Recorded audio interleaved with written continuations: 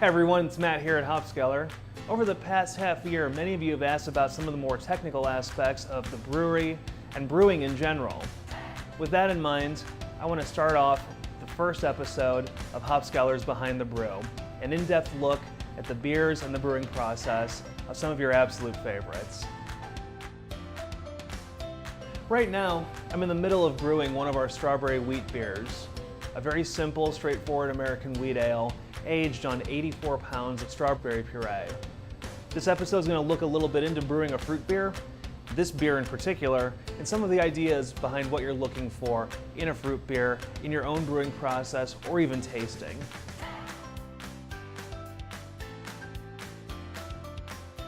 So starting off, what is a fruit beer?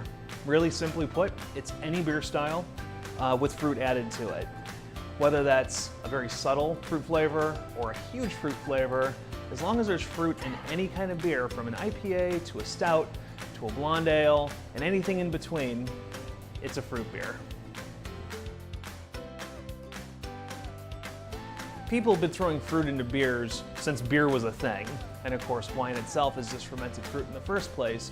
So fruit and grain have always gone side by side with beers. Fruit beers have a long history that almost coincide pretty much perfectly with beers themselves, whether that was throwing in dates or grapes in some of the first beers, to strawberries or raspberries in Hopskeller's beers, or even mango and pineapple into Hopskeller Zero. Fruit has an important part to play in many beers. Hopskeller's strawberry wheat beer starts with a very simple premise that strawberry is a very subtle flavor and aroma. It's hard to overdo, unlike a lot of other fruits. Whereas, for example, the raspberry ale requires a judicious use of raspberries and to be careful with it, strawberries you can go pretty wild with. Like all fruit beers, you start with a base beer and then generally add fruit to it. Hopskeller's strawberry wheat is a very simple red wheat based ale that features lots and lots of malted red wheat, flaked barley, and the sweetest of the crystal malts, with a very light hop presence that's actually under 10 IBUs.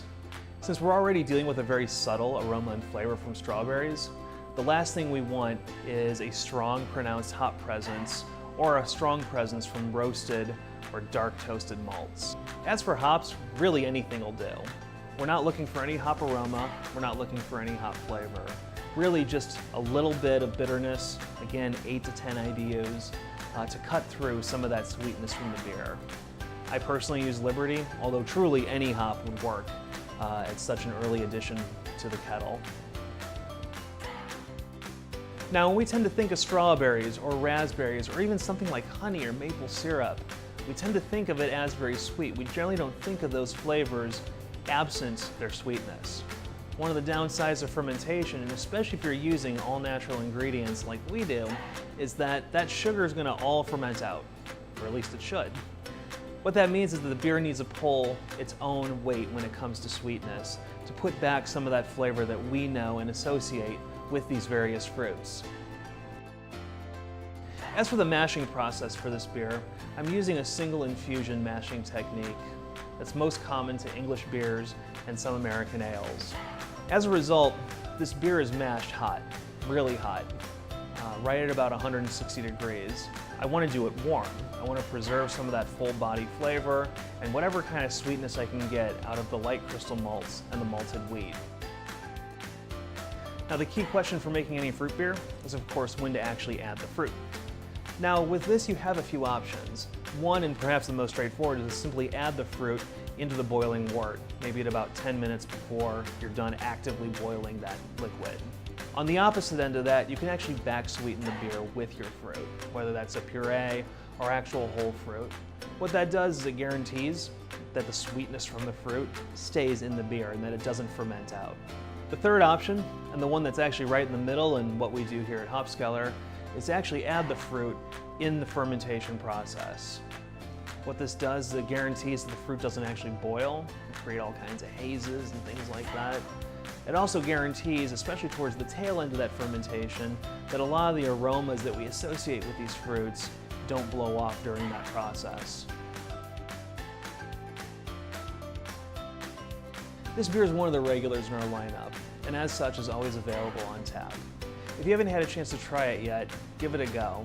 It's light, refreshing, and very, very approachable from a casual beer drinker standpoint as well as a craft beer drinker standpoint.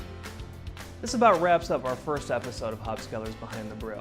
If you have any questions about the strawberry wheat ale, feel free to post them in the comments below. In addition, feel free to comment on which beer you would like to see covered next. Thanks for watching, and see you next time.